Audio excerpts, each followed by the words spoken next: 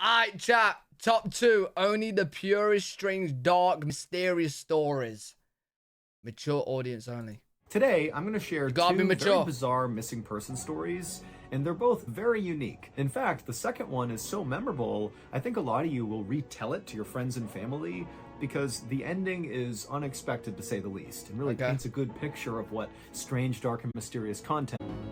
At around 1 a.m. on August 27th, 2000, a fisherman named Sam Watts did his best to keep his balance on the wet deck of the huge commercial fishing boat that he was working on. And as he tried to do that, he looked over at his crewmate, Michael Edwards, another fisherman, who was grabbing onto the mast as the ship rocked underneath their feet. Sam and Michael and the 4 other crew members on board this boat had just dropped their anchor 56 miles off the northeast coast of Queensland, Australia, and up until about an hour earlier, the sea had been very calm. But now, this huge storm had rolled in, the wind had picked up, the waves were huge, and while the 4 other crew members had already gone below to try to catch some sleep, Sam and Michael were now on the deck, doing their best to try to secure everything before they went down below. And so as the wind is whipping and the waves are smashing against the side of this boat, Sam and Michael decide they should split up to work more efficiently, where Sam will go to the front of the boat and Michael will go to the back of the boat. Yo, if securing everything's a hard job, right, and the wind is getting really bad, why don't you just wake up the other crew members?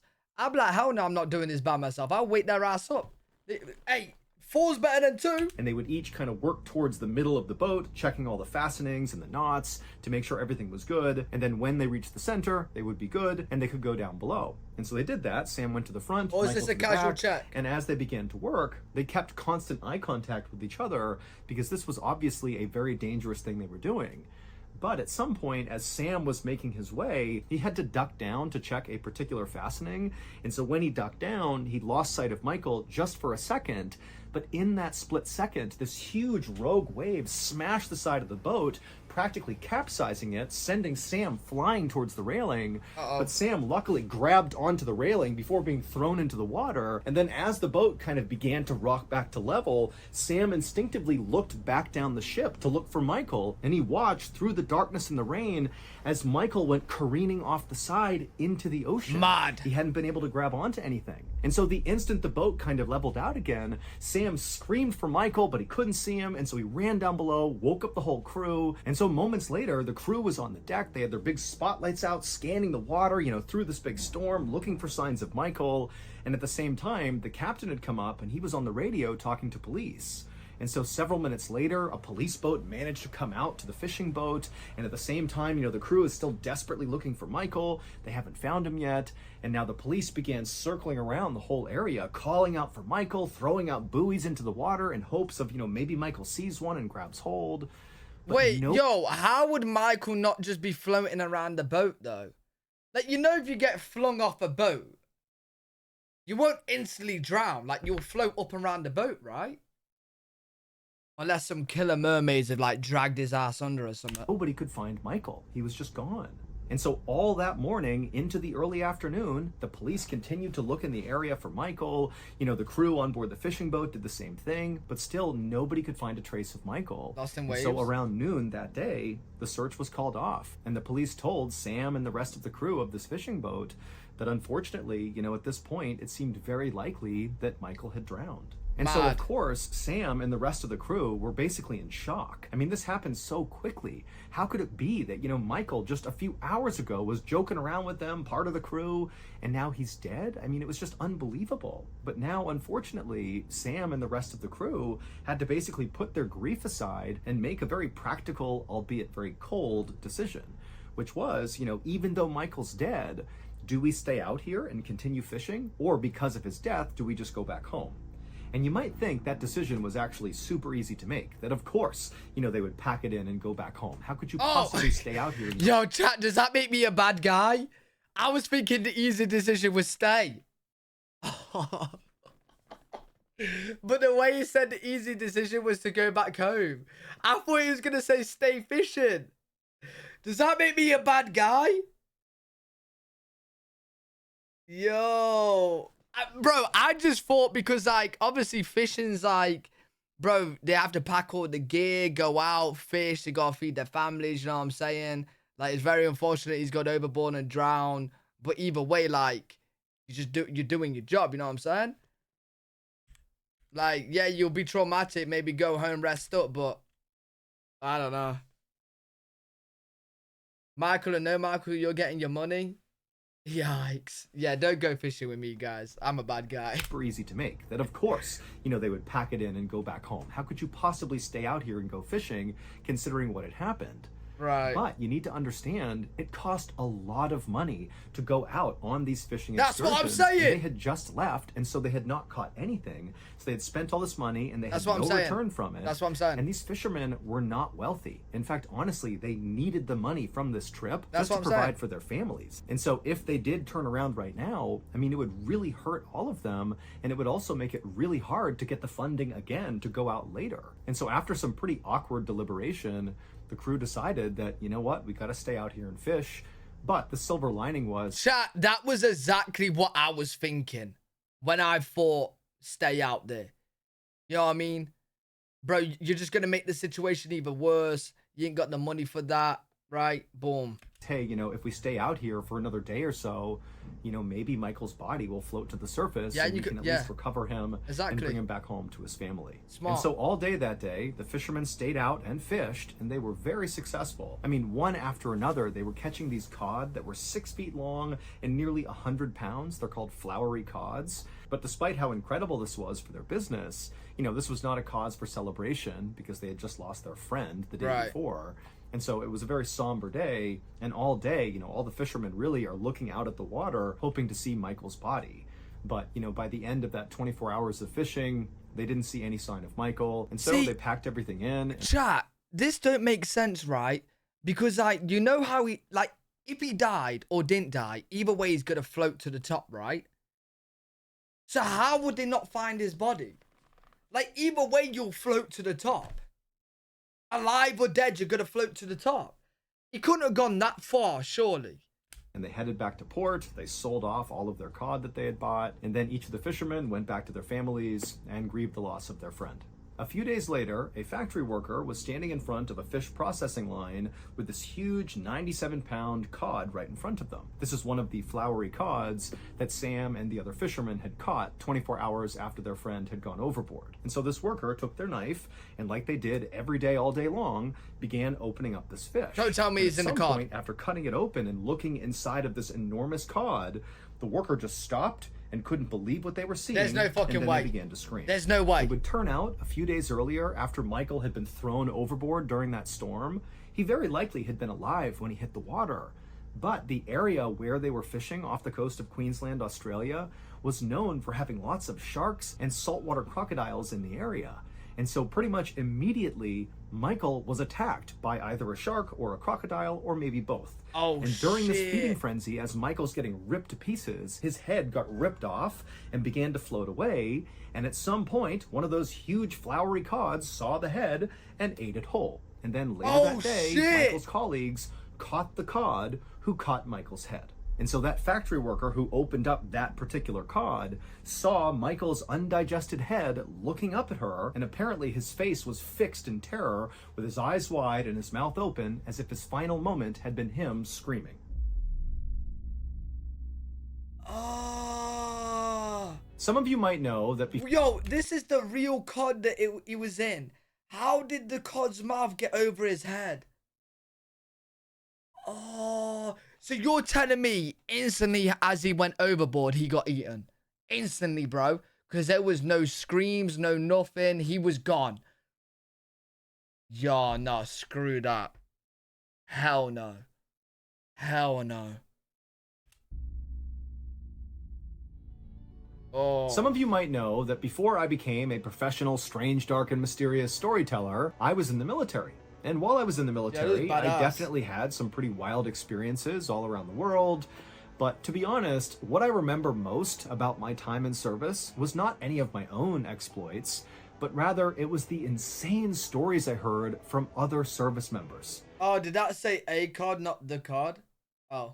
Keep in mind, military service members are sent to some of the most isolated, desolate, inhospitable places in the world, and many times in those places, weird things happen, unexplainable things, like borderline paranormal things happen in these places. Think being out in the middle of the ocean with absolutely nothing around and seeing lights popping up on the sky and coming out of the ocean and seeing figures up on the mountains wandering around where there shouldn't be any people. I mean, there are insane stories out there from service members, but many of them are not necessarily told in the public. They're kind of kept within the military. It's like kind of part of military lore. That is the premise of Wartime Stories. And if that piques your interest, well, you're in luck, because Yo, that'd be fucking weird. If you're in the middle of the ocean, bro, and there's lights, that would be fucking weird. not only can you right now go check out the Wartime Stories YouTube channel, but also I personally hand-selected Wartime Stories to come under the Ballin Studios umbrella,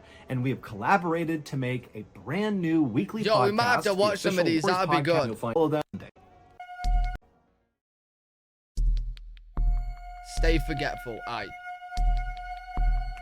On the afternoon of July 13th, 1994, a man woke up feeling very confused and disoriented, and he felt some pain in the back of his head.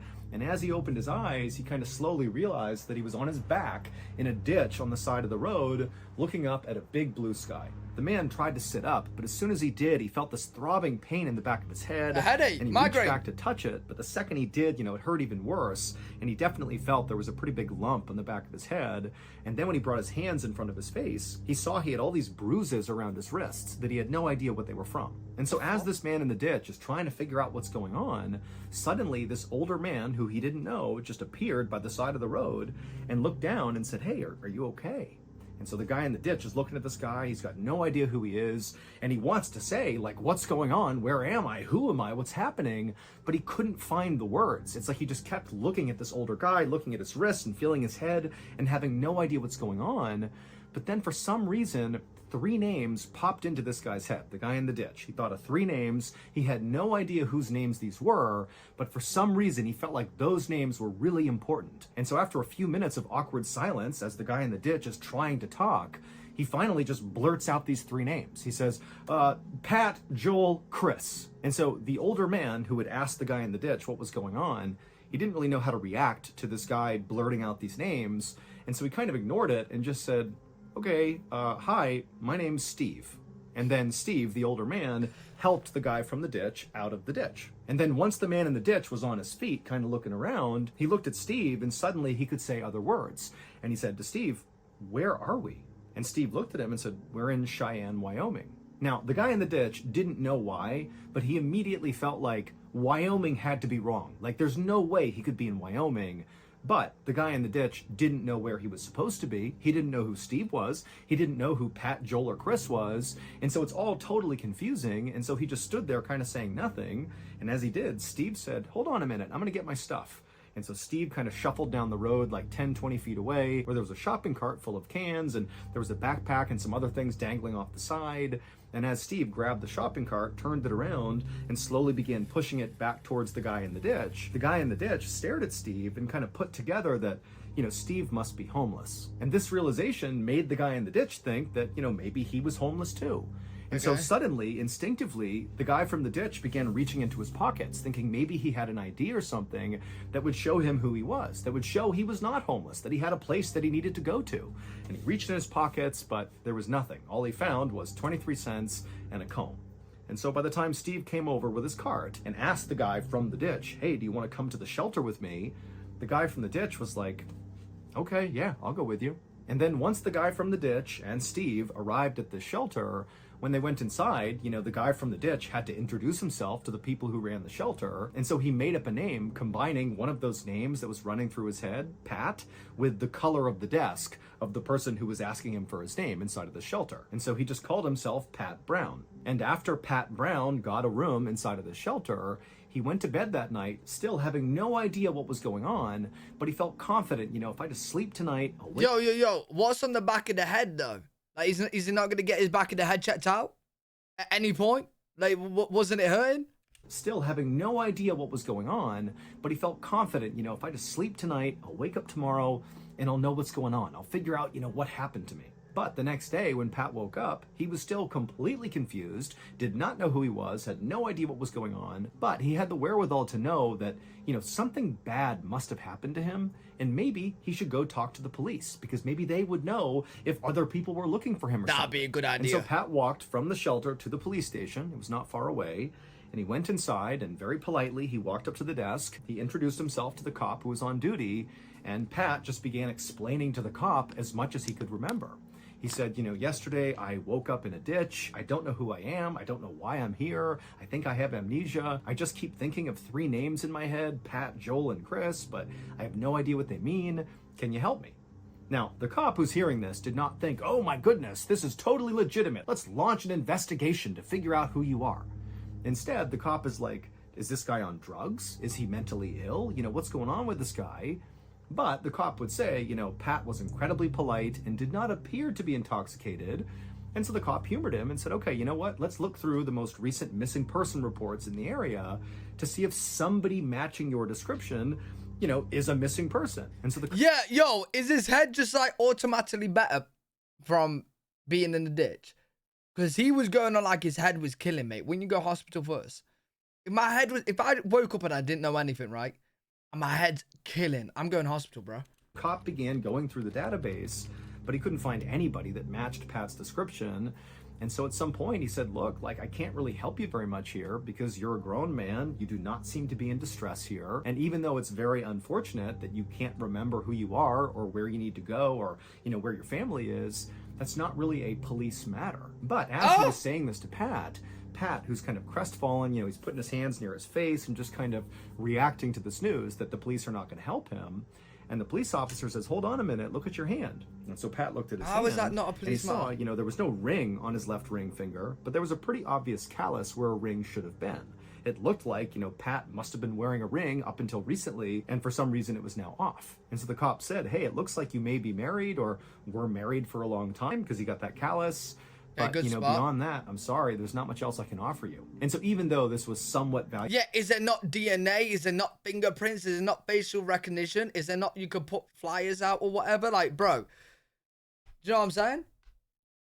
But, beyond that, I'm sorry, there's not much else I can offer you. And so even though this was somewhat valuable information, it didn't really point Pat in any direction. And so he was about to turn and leave when the cop said, hey, do you want to ride to the hospital? Because it seems like you could be having some sort of medical event here. But Pat politely declined and just told the officer to please be in touch with him if anybody came calling looking for somebody that kind of seemed like him. And the police officer said he would. And so after this, Pat left the station and went back to the shelter and basically told himself, I'm going to stay here and just wait until my memory comes back. Because at this point, that was kind of all he could do. However, weeks would go by at the shelter and nobody would contact the police looking for somebody like Pat Brown, and Pat wouldn't remember any more details. The only thing that kept coming into his head was those 3 names, Pat, Joel, and Chris, but that was it. And so finally, after a few weeks of no progress being made, Pat decided he would leave the shelter in Cheyenne and go to Jackson, Wyoming, because some other people in the shelter had talked about Jackson, Wyoming as being a place where people who don't have ID cards could get jobs and basically start over. And because Jackson was only a little over 400 miles away from Cheyenne, it was not unreasonable to try to hitchhike your way to Jackson. And so almost exactly 2 months from the day Pat woke up inside of this ditch, he began hitchhiking his way towards Jackson. And then when Pat got to Jackson, he was able to get a job without an ID. He got a job at a newspaper sorting mail and doing some clerical work. And at first he stayed in a shelter like he had in Cheyenne until he had saved up enough money to rent a room. And as the month... Yo, I am very, very, very shocked that he's not been to hospital yet. Bro, if I woke up with no memory, I don't even like hospitals, bro. But I wouldn't remember that. You know what I'm saying? I would go to the hospital. And they might be able to tell me what's going on. He stayed in a shelter like he had in Cheyenne until he had saved up enough money to rent a room. And as the months went by in Jackson, Pat did begin to remember additional details about what seemed like his former life. He discovered while doing clerical work at the newspaper that he was able to use an adding machine without looking at it. It was like his fingers just knew where to go. Okay. He also discovered that he was able to do really complex math problems in his head. And then also, in virtue of being at the newspaper, he saw a lot of information about the stock market, and he actually seemed to know a lot about the stock market, even though he didn't know why. Also, while Pat was in Jackson, he started to feel this really intense compulsion to go to a Catholic church. And so he began going to Catholic Mass, and while he was in church, he just automatically began saying the prayers along with everybody else, even though, again, he didn't really know why he had that information in his head. But the biggest clue that came back to Pat while he was in Jackson was this recurring dream he would have, where he was at this campground somewhere, and this little boy comes around the corner and looks up at Pat and says, "Hey, Dad, Mom needs your help with Chris." And then in the dream, he responds to this child by saying, "Okay, Joel, I'll be right there." And so with all these clues... Alright, so the three names that he keeps saying then is his sons. Well, wait, what was it? Pat, Joel, and who? Yeah, it's his boys' names. Coming back into focus, Pat sort of felt like he had a grip on who he used to be. Based on the callus on his finger and on that recurring dream, it did seem like he was a married man who had at least 2 kids, you know, Joel and Chris, and so his wife was very likely named Pat, or maybe Pat was another child he didn't know. And then also he felt like he must have been maybe an accountant or somebody who worked with numbers, you know, based on the adding machine and understanding the stock market and complex math problems. And also he was a devout Catholic, because that's the only way he would know all those prayers. But despite kind of putting together who he seemed to be in his previous life, that didn't really tell him anything about what he should do now. Like, he didn't know where his potential family was, or where his job was, or where he should go. And so even though he had this kind of former life formed in his mind, he couldn't act on it. And so Yo, this is actually crazy how he's lost his memory and now he's just gone from the face of the planet, right? It seems like that way. But bro, if I miss one payment on a credit card, I can't get away from those motherfuckers. Bro, I've moved house in the past 5 years. I can't get away from them. Changed my phone number, can't get away from them. Don't worry, I paid them off. I'm not a criminal. But you know what I'm saying, right? This weird life in limbo in Jackson, Wyoming, they'll find you, man. Kind of continued to drag on. And so by the end of 1997, so by this point, it's been 3.5 years since Pat has woken up in the stitch confused. He's still in Jackson, Wyoming. He still has no idea who he is. And it's starting to set in that unless he takes drastic measures here, he'll never figure out the truth about who he is. And so early in 1998, Pat does take drastic measure. He contacts a very popular TV show at the time called Unsolved Mysteries and asks them to please cover his story, because if they did, it would be broadcast across the country and maybe somebody out there would recognize him and come find him. And sure enough, when Pat contacted Unsolved Mysteries, they thought his story was totally insane and they covered it. Pat's episode... Yo, do you know what is perfect about the world that we live in now? You know, if this happened back like now, all they have to do is make one TikTok post and they'll find them. They'll find them. You do one TikTok post, bro. If you do a TikTok or YouTube short going, "Yo, I'm a missing person, help find my family," I'm telling you right now, the internet will find them in a day. In a day, bro. Episode aired on April 10th, 1998, almost exactly 4 years after Pat woke up in that ditch. And on the day his episode aired, in a city in Indiana, 1,500 miles away from Jackson, Wyoming, a phone rang in a woman's house. And so she answered it, and it was her cousin, and her cousin told her, "Stop whatever you're doing and turn on the TV. Put it on channel CBS." And so this woman, she walks into the living room, she turns on the TV, flips it to CBS, and she sees an episode of Unsolved Mysteries is playing, and it's Pat Brown's episode. And this woman is staring at the TV, and she practically faints when she sees what it's about. But she stays composed and just stands there staring at the TV, so shocked she can't even say anything. And the whole time her cousin is yelling through the phone, you know, saying, "Can you believe it? Oh my goodness." And then at some point on the TV, a phone number flashed at the bottom of the screen where the producers of the show told the audience, "Hey, if you know anything about this case, call this number."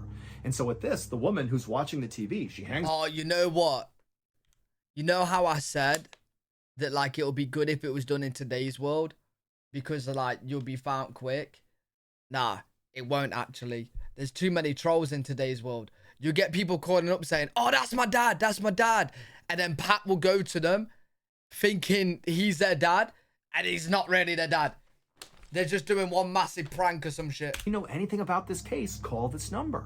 And so with this, the woman who's watching the TV, she hangs up on her cousin and she dials that number she sees on the TV. Pat's drastic decision to call Unsolved Mysteries would indeed solve the mystery of who he was. Crazy. However, the truth about who Pat was is not what you think. It would turn out some of the clues that Pat had sort of naturally recalled in those 4 years that he was kind of figuring out who he was were indeed clues of his former life. He really was a married father. Those 3 names, Pat, Joel, and Chris, those were the names of his wife and his 2 sons. Pat was his wife, and Joel and Chris were his 2 sons. And he really was a devout Catholic, which is why he was able to remember all of those prayers. But some of the other clues he thought of over those 4 years, like his incredible aptitude for math, or the fact that he could use an adding machine without looking, or the fact that he understood the stock market so easily, those were clues about his former life, but specifically, they were clues about why Pat was in this position in the first place. It would turn out Pat Brown was actually a man named Carl Brodnick Jr. And Carl Brodnick Jr. was a wanted felon who had misappropriated tens of thousands of dollars from the advertising agency where he worked as an accountant. And Carl had been under serious criminal investigation when he suddenly disappeared from his home in Indiana on July 8th, 1994, which is 5 days before Pat Brown woke up in that ditch on the side of the road with a lump on his head, markings on his wrist, and having no idea who he was or what happened to him. Now, there has never been a perfect explanation for what actually happened to Carl. Yeah. I want to know what's happened to it, but yo, Pat. You don't want to go back to being Carl, bro. Go back, Pat. Yo, go back missing, bro. Do a part 2. Do a part 2. You're wanted, my guy. But if you think about this logically, his claim of having amnesia is very likely true. Why would a guy use amnesia as his cover story to flee the law, run to Cheyenne, Wyoming, and say, I don't know who I am, I don't know what happened to me, only to then, a few years later, go on national TV and out himself and totally make himself a target for the police? It doesn't make any sense. And then also adding credibility to this idea that maybe something happened to Carl versus Carl running off to save himself is we know that when Carl disappeared on July 8th, 1994 from his home in Indiana, he took out $1,000 in cash from his checking account and then also took out another large sum of cash from his home's second mortgage. However, when he woke up in that ditch, all the money was gone. He just had 23 cents in his pocket. Now, after Carl vanished from his house in Indiana, police did go looking for him because he was under criminal investigation, so they wanted to find him, and they pretty quickly found his car 250 miles away from his home in a strip mall parking lot in Missouri, but there was no sign of Carl anywhere. And then right after the police found his car, they checked Carl's credit card, and they discovered it had just been used in Colorado, so 900 miles away, to buy clothes. But when they went to that store and tried to find security footage of, when that transaction took place, there was no footage. And so there was no way of knowing if Carl really was the guy in Colorado making that transaction or if somebody else had his credit card. And then after that, there were no other leads. Nobody had any idea what happened to Carl. His family didn't know. The police had nothing to go on. And so very quickly, his case went cold until 4 years later when that episode of Unsolved Mysteries aired. Now, there are many... Yo, I want to know what's happened, though. Like, how is he in the ditch? I need to know, do you reckon he just got robbed and left for dead? Bro, I want to know what's happened, man. Theories about what could have happened to Carl, but the leading theory, that again is just a theory, is that Carl may have been in debt to some very dangerous people. And so when he fled his home in Indiana, it's very likely that he was not running from the law, even though he was under criminal investigation. He was actually running from these dangerous people. And that the reason he might have been stealing from his company was to pay off these dangerous people, but apparently it wasn't enough. Hence why he decided to just kind of take off and run away. And these dangerous people seemed to have caught up to him, and they captured him, and it looked like they tied his wrists at some point because of the marks on his wrist, and they very likely tortured him or something, hence why he had this very serious head injury. And then it seems like they dumped him on the side of the road, very likely to die. They might have thought he was dead already, but he didn't die. And when he came to, he must have really had amnesia from the injuries he sustained from these bad people that chased him down. Yo, if they beat him to nearly death, bro, you're telling me I'm still confused to why he didn't go hospital. Would it have been bad interest? But again, that's just a theory. When Carl's episode of Unsolved Mysteries aired, it was his wife, Pat Brodnick, who was the one who saw him on TV and couldn't believe it and called it in. And then when she called this in, at first, Carl was reunited with his family, and it was this big happy reunion. Now he's Carl gotta go to goes prison. back home, he sees his wife and his kids, and then he's immediately arrested and prosecuted for embezzlement. Now, Yikes. ultimately, Carl would plead guilty to the charges against him, but he would Shit. say the whole time, I don't remember committing this crime. I don't remember anything. And so ultimately, Carl did not get sent to prison. He instead served time on probation, and then after it was over, he just went back to living as Carl Brodnick Jr., despite still having huge gaps in his memory, at least according to Carl. Yo, plot twist. Plot twist. Are you ready? He remembers fucking everything. And this is his alibi. To get out of everything. I'm just saying. The people he owes money, he's forgot, bro. The crime he committed, he's got amnesia, he's forgot, bro. But he really remembers everything.